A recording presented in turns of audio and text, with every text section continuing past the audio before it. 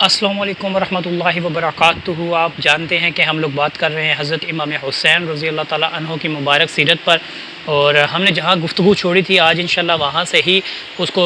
Continue کریں گے۔ ہم نے آپ کو بتایا تھا کہ کس طرح سے حالات جو ہیں وہ واقعہ کربلا کی طرف گئے، اور آج اسی سے سلسلہ آگے کریں گے، اور سفر حسین کی جو کربلا کا سفر ہے اس کی بات کریں گے کہ کیسے مدینہ سے پہلے مکہ اور مکہ سے پھر جو ہے وہ کوفہ کی جانب میرے مولا حسین گئے۔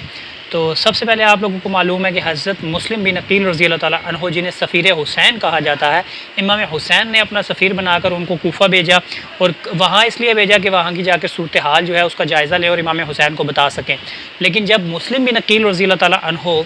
کوفہ پہنچے تو پہلے دن ہی وہاں 17,000 لوگوں نے حضرت مسلم بن عقیل رضی اللہ تعالیٰ عنہ کے ہاتھ پر بیعت کر لی، اور دوسرے دن یہ تعداد 40,000 تک پہنچی۔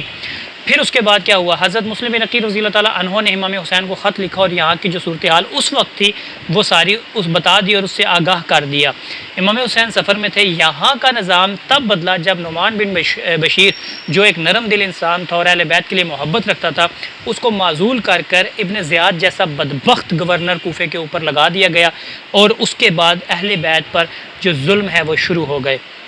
سب سے پہلے مسلم بن عقیل کو شہید کیا گیا، اور اس طرح کے ان کے جو چاہنے والے تھے، جو اہل بیت سے محبت رکھنے والے سے، ان کو سزائیں دی گئی، اور بہت ایک کہہ لیں کہ جو خوف ہے وہ طاری کیا گیا لوگوں پر، اور لوگوں نے بھی پھر ایک ایسی بے وفائی کی کہ اس بے وفائی کی جو تاریخ ہے وہ میرے خیال سے زندگی میں کوئی اتنی بڑی بے وفائی نہیں ہوگی جتنی بڑی بے وفائی کوفہ کے لوگوں نے کی، اور سب خاموش تماشائی بن گئے اور نسل رسول پر ظلم ہوتا دیکھتے رہے۔ لیکن خیر آگے بات کریں گے۔ حضرت امام حسین رضی اللہ تعالیٰ عنہ کوفہ کی جانب بڑھ رہے ہیں، اور ان کو ایسے میں کئی لوگ منع بھی کر رہے ہیں کہ آپ وہاں نہ جائیں، وہاں کے حالات خراب ہیں۔ ایک شاعر ملا راستے میں امام حسین کو، اس نے سارے واقعے سے آگاہ کیا اور کہا مولا حسین آپ وہاں نہ جائیں، وہاں کے حالات آپ کے حق میں بہتر نہیں ہیں، وہاں پر مسلم بن عقیل کو بھی شہید کر دیا گیا ہے۔ تو جب سنا امام حسین نے تو کہا کہ میرے چچا بھائی کو اگر شہید کر دیا گیا نا تو میں بھی شہید ہو جاؤں گا، لیکن کسی ظالم کے ہاتھ پر بیعت نہیں کروں گا، اور کبھی ظلم کا ساتھ نہیں دوں گا۔ اور کیسے دے سکتے تھے کہ جب ان کے اندر خون حضرت علی کا ہو، مولا علی کا ہو، تو یہ شجاعت جو ہے نا یہ ان کو کہہ لیں کہ حضرت علی کی طرف سے ملی تھی، سیدہ پاک کی طرف سے ملی تھی، تو یہ وہ کیسے قبول کرتے کہ ایک ظالم حکمران ہوتا تو امام حسین گھر بیٹھ جاتے۔ یہ آج کے پیروں کی طرح وہ میرے پیر نہیں تھے، وہ تو جہاد کرنے والے پیر تھے میرے مولا حسین۔ خیر اس معاملات کو آگے بڑھاتے ہیں۔ حضرت امام حسین کو کئی جگہوں پر روکا گیا، لیکن آپ نہیں رکے، آپ نہیں ٹھہرے، اور آخر کار جب آپ کربلا پہنچے تو آپ نے خود کہا کہ یہاں ٹھہر جاؤ، یہاں خیمے لگا دو، یہیں خیمے لگا لو۔ تو پھر تاریخ کے وہ سب سے مقدس خیمے جو ہیں وہ کربلا کی زمین میں لگے، جس میں امام حسین تشریف فرما تھے۔ اور ابن زیاد جو بدبخت تھا اس نے حر بن یزید کو بھی حکم دینا شروع کیا، اور کہا کہ محرم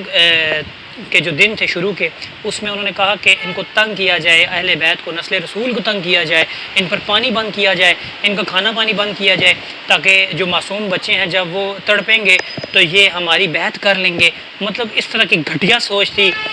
یزید اور یزید کے جو سپہ سالار تھے یا جو ان کے ساتھی تھے۔